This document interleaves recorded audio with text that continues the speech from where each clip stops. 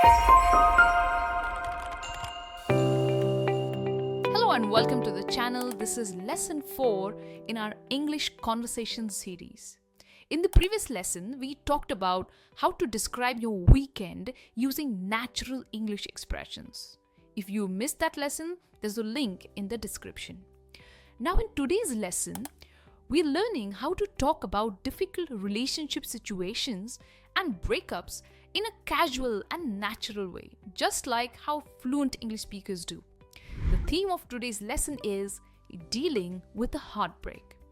As usual, you will listen to a conversation between Mira and Jenny where they discuss Mira's breakup. Pay attention to all the highlighted words and phrases, and even if you don't know all of them now, don't worry.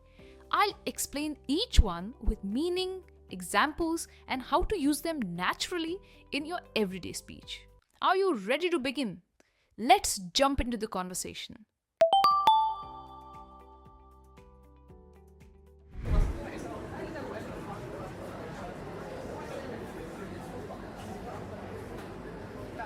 Mira, what's up with you? You look quite down today. Jenny, it's Jack. I think he was just breadcrumbing me the whole time. Wait, are you serious? After all that time together? What a jerk. Yeah, and now he's totally ghosting me. Just disappeared. It looks like he was never serious. Maybe he was just on the rebound. What do you think? I hate to admit it, but yeah, I think so. Mira, put a fork in it. That relationship is done. No looking back. He's kept me interested in him for so long. How will I get over him? Come on, Mira. You're strong. Just forget about him. It's time to get your groove back. Thanks, Jen. Just promise not to let me throw shade if I see him. I want nothing to do with him anymore. Don't worry. I'll always be there for you. Jen, you're a true friend. I feel so much better after talking to you. Thanks for everything. Did you enjoy the conversation? Isn't it interesting how Mira and Jenny use natural expressions to talk about such a difficult situation? Now, let's look at the smart words and phrases you heard from the dialogue. I'll explain what they mean and give you some everyday examples so you can start using them confidently.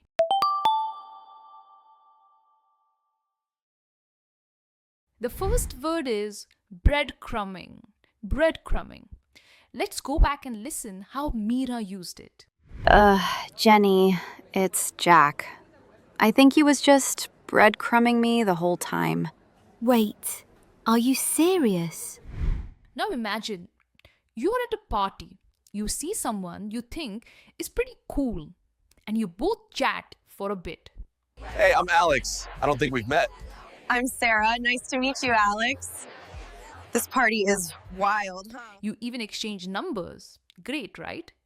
You're thinking maybe we'll grab a coffee together next week. Now that person occasionally likes one of your Instagram stories, or they send you a text that just says, hey, with no follow-up questions. That's it. Or they reply to your message with, haha, and they go silent for 3 days. It's like they're dropping these tiny little breadcrumbs just to keep you interested. Breadcrumbing in relationships is just like that. Someone sends you small messages or likes your stuff online, just enough to keep you interested. But they don't actually try to have a real conversation, make plans with you, or to be proper friends with you. That's called breadcrumbing. Here are some examples. His breadcrumbing made her feel confused and undervalued in their relationship. Don't fall for breadcrumbing. You deserve someone who is clear about their intentions. I wish he would just be direct instead of breadcrumbing me with vague promises. After weeks of silence, he sends me a meme and says, thinking of you, then disappears again. It's first class breadcrumbing. In short, breadcrumbing means giving just enough attention to keep someone interested without any real commitment. It's definitely not cool. Won't you agree with me? Now, why don't you use breadcrumbing and drop a sentence in the comments? It'll help you remember this word better. Next, we heard of ghosting. First, let's listen in how it was used in the dialogue. What a jerk. Yeah, and now he's totally ghosting me. Just disappeared. It looks like he was never serious. Okay, now imagine you regularly text a friend and they text you back. And then suddenly one day they just stop texting you or replying to your messages. Not once, not twice, but they completely disappear like a ghost. That's called ghosting. It means someone suddenly stops talking to you or replying to your messages without any explanation. Now, this can happen in romantic relationships, friendships, or even in professional situations. Here are some examples. After our third date, he just ghosted me. I never heard from him again. She was upset when a friend ghosted her after a small disagreement. It's not fair to ghost someone. It's better to be honest about how you feel. He tried to text her, but she had completely ghosted him.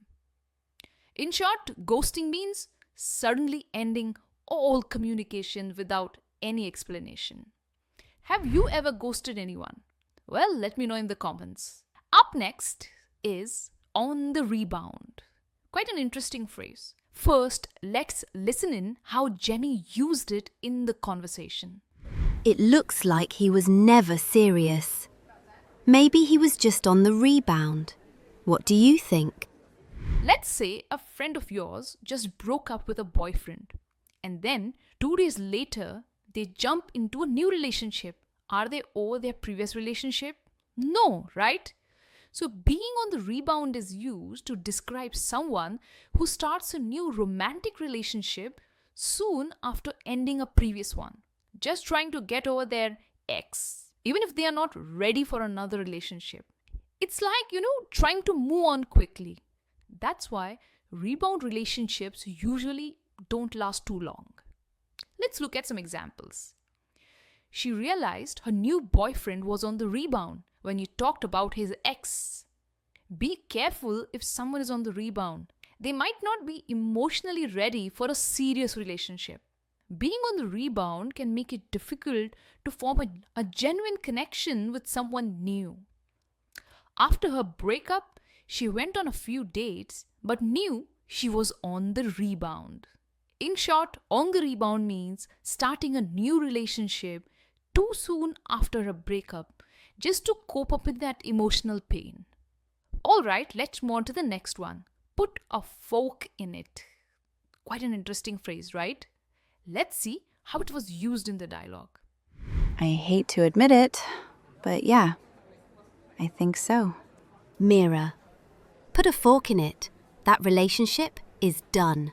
Now, this phrase is quite funny. Imagine you're cooking a potato, and how would you know if the potato is fully cooked? You put a fork in it to check if it's done, right? So when someone says put a fork in it, they mean it's done or it's over. People use it to describe something that has come to an end. Say, for example, a relationship, a project, or even a conversation. It means there's no point in trying to continue something which has ended for good. Take a look at these examples. After our constant arguments, there's no fixing it. Stick a fork in this relationship.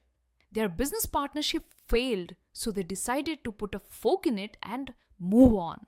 She finally told him to put a fork in their on again, off again relationship. I tried to fix my old car, but after the engine broke down again, I knew it was time to put a fork in it. In short, put a fork in it means something is completely finished or over. Now, after a breakup, it's important to get your groove back. But what does it mean? First, let's listen once again to see how it was used in the dialogue. Come on, Mira. You're strong. Just forget about him. It's time to get your groove back. Thanks, Jen. Now, to explain this better, let me give you an example. Imagine you're usually a person who's super happy, full of energy, and loves doing fun things. But something made you feel low and sad. Like, a continued bad health or a fight with a friend. And you stop feeling like yourself for a while. Now, when you say, get your groove back, it means to regain your confidence, your lost energy or enthusiasm again. Usually by doing something that makes you happy. Now, this phrase is often used after a breakup or a challenging time when you might have felt a bit lost or not your normal self for a while. Take a look at these examples. After her illness, it took her a while to get a groove back at work.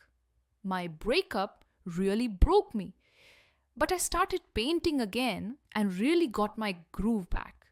He started exercising and eating healthy to get his groove back after the divorce. She took a vacation to help her get her groove back and feel energized again. You know what's the best part of getting your groove back? You get a new version of yourself. And with that, let's move on to the last phrase from today's lesson. Throw shade. But as usual, first, let's listen in. Thanks, Jen. Just promise not to let me throw shade if I see him. I want nothing to do with him anymore. Now, throw shade means to criticize someone or insult them in a subtle, clever, or disrespectful way. Usually without saying it directly.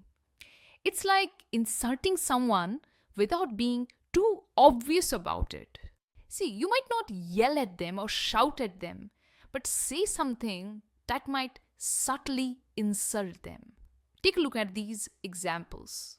She didn't say anything directly, but her eye roll definitely threw shade at his idea. The comedian was known for throwing shade at celebrities in his stand-up routine. Don't throw shade at your colleagues. It creates a bad atmosphere in the office. Instead of supporting her, he kept throwing shade at her efforts. So in short, throw shade means to subtly criticize or disrespect someone. Alright, we looked at 6 amazing words and phrases that you can naturally use in your everyday conversation. Now that you know the meaning of all the new vocabulary and phrases from the dialogue, I'd like you to listen to it one more time. However, this time, instead of focusing on the highlighted words, take a look at how these words come across naturally in the conversation, how they fit correctly in the right context. Mira, what's up with you? You look quite down today. Jenny, it's Jack. I think he was just breadcrumbing me the whole time. Wait, are you serious? After all that time together? What a jerk. Yeah, and now he's totally ghosting me.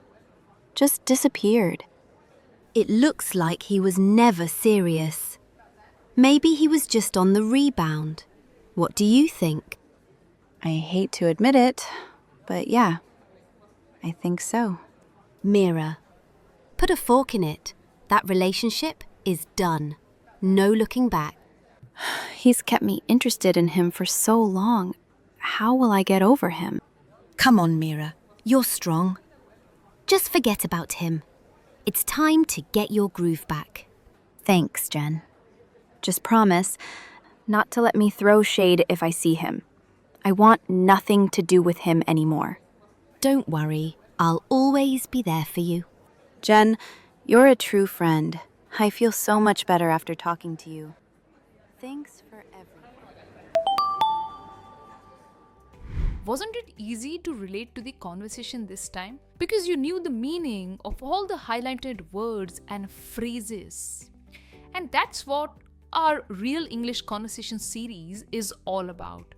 You learn words and phrases in the right context, words that you could actually use in your regular conversations.